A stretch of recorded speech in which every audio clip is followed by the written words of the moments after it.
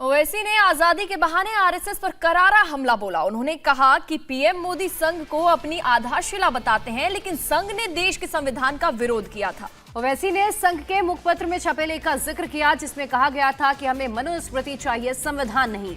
ओवैसी ने कहा कि हमें संघ से देश प्रेम सीखने की जरूरत नहीं है। जो लोग आज भारत में मुसलमानों से आकर कह रहे हैं कि आप वफादारी दिखाओ, हम उनसे कहना चाह रहे हैं हैदराबादी लहजे में, जिसके सर पे बाल नहीं होते ना, जो गंजा बोलते हम लोग उसको, जिसके सर पे बाल नहीं होते ना, दुनिया की बेहतरीन टोपी पहनता हूं, टकला नहीं दिखना बोल के, तो ये लोग वही हैं। कुछ नहीं करे क्योंकि मालूम सर साफ है, तो बेहतरीन टोपी पहन के हमको टोपी पिलाना चाह रहे। आप टोपी पहनो, जो करते करो, हमको टोपी मत पिनाओ, हम जानते हमारी तारीख को।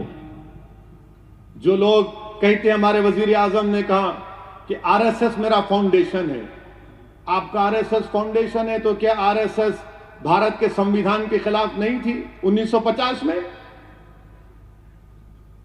क्या गोलवालकर ने और ऑर्गेनाइजर मैगजीन में नहीं छपा कि हमको मनुस्मृति चाहिए, अंबेडकर का संविधान नहीं चाहिए? हमको मत सिखाओ आप, हमको सिखाने की जरूरत नहीं है भारत से मोहब्बत। तो अभी आपने ओवैसी को सुना। ओवैसी यही नहीं रुके, उन्होंने आगे अपने स्पीच में गोडसे का मुद्दा भी उठाया और कहा कि गोडसे ने गांधी की जान ली, जबकि भटक मियां नाम के एक बावर्ची ने अंग्रेजों के कहने के बावजूद गांधी जी को जहर देने से इंकार कर दिया था। दोनों की तुलना करते हुए ओवैसी ने पूछा कि आप बताइए, देश भक्त कौन है?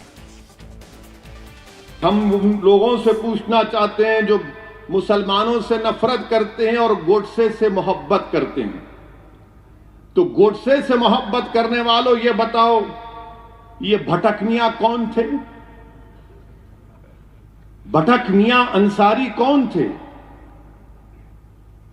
भटक मियां अंसारी बिहार में एक बावर्ची थे।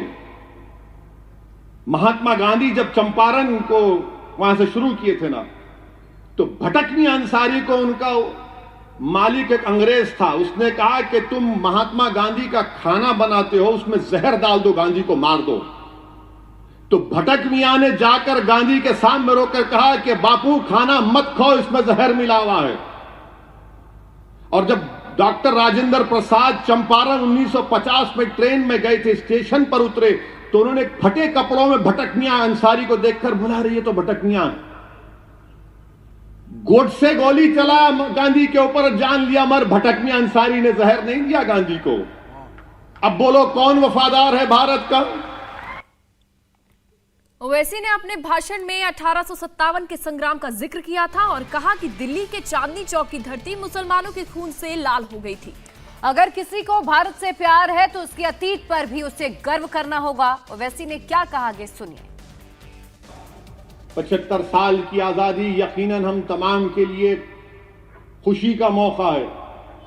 और याद रखिए, जिसको भारत से मोहब्बत है, जिसको भारत पर फख्र है, उसको भारत की हर कल्चर से मोहब्बत करना पड़ेगा। अगर कोई दावा करता है कि मैं भारत से बहुत मोहब्बत करता हूं, तो भारत की हर तहजीब से मोहब्बत करना पड़ेगा। अगर कोई कहता है कि मुझे I am proud to be an Indian, जब तुम प्राउड हो इंडिया के लिए, तो तुमको भारत के माजी को भी मानना पड़ेगा। और भारत का माजी कहता है कि मुसलमान इस मुल्क की आजादी के लिए सबसे ज्यादा अपना खून बहाए, इस माजी पर भी तुमको फख्र करना पड़ेगा। सिर्फ ये नहीं हो सकता कि मैं proud Indian. If you are a proud Indian, you must be proud of your past also.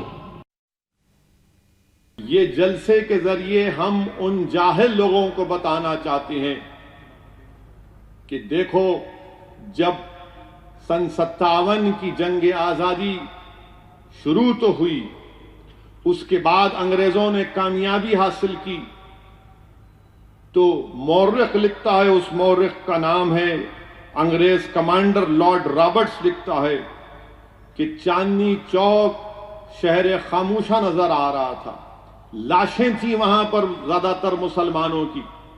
तो गिद्ध इतने मुसलमानों की लाशों को खाकर उड़ नहीं सकते थे, कुत्ते खाकर चल नहीं सकते थे, इतनी मुसलमानों की लाशें वहां पर थी। ये तारीखी हकीकत है, इससे कोई इनकार नहीं कर सकता। इंडिया टीवी हर वक्त हर जगह डाउनलोड करने के लिए सर्च करें India TV news Google play store या ऐप स्टोर पर।